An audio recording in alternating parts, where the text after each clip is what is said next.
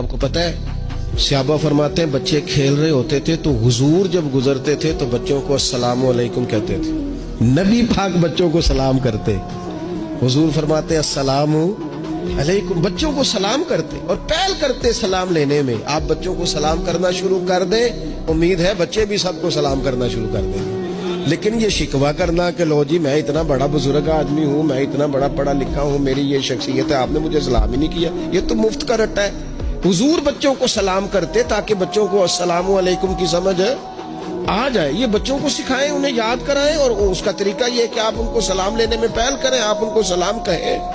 ہاں, سکھانے کے لیے آپ ان سے مطالبہ کر سکتے ہیں کہ یار میں نے سلام کہا ہے, تمہیں جواب دینا چاہیے تھا, تم نے کیوں نہیں دیا, تاکہ ان کو سمجھ آ جائے کہ یہ السلام علیکم اور وعلیکم السلام یہ ایک سنت ہے. پھر اللہ کے پیارے رسول صلی اللہ تعالی علیہ وسلم بچوں کو چھوٹی چھوٹی چیزوں کے آداب سکھاتے.